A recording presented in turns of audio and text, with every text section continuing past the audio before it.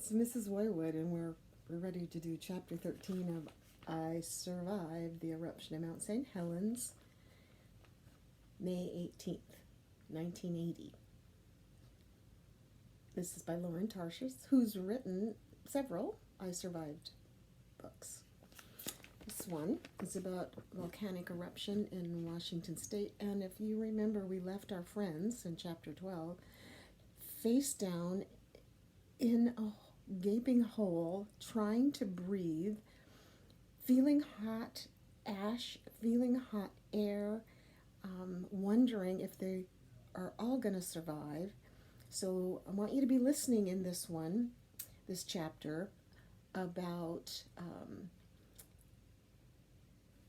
do they filter? I mean, how can they breathe with all this falling ash that's coming down on them? So let's listen for that.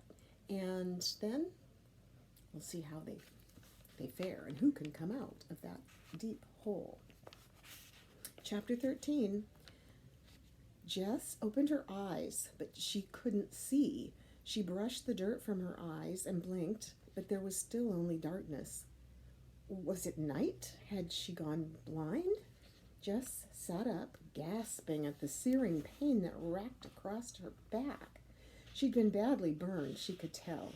It took a moment for her mind to clear, and slowly she grasped the full horror of what was happening. Mount St. Helens was erupting. The smoke had turned the day black.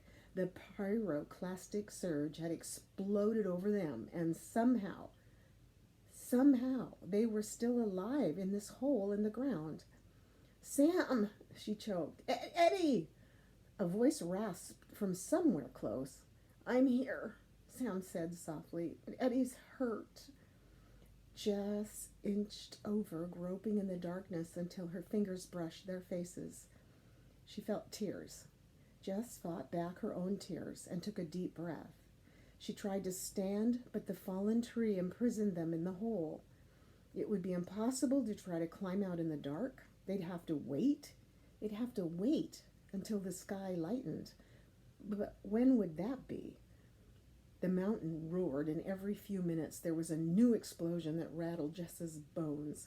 Jess couldn't control her fear. She finally started to cry, but luckily the mountain drowned out the sound.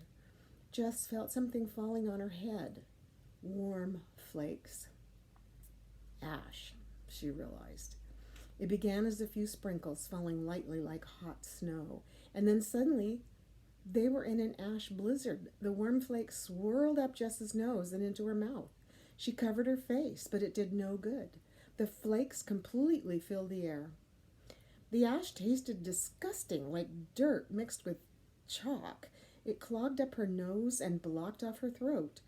She coughed hard and blew her nose and spit out mouthfuls, but it was coming down too quickly. She couldn't clear her nose and mouth fast enough. The boys hacked and gagged. They would all suffocate if this kept up, and then Jess had an idea. "Pull your shirt over your face," she cried. Jess reached below her red sweatshirt for her t-shirt and pulled it up over her face. It worked. The shirt became a mask that filtered out the ash. She could breathe again. They sat in the pit with their faces covered for a long time, waiting for the blizzard to stop. The mountain growled and boomed, and Jess huddled close to the boys. She realized that there could be only one thing worse than being in the middle of this horror, being here alone without the twins. Can't wait to get to Chapter 14, but you have some work to do first.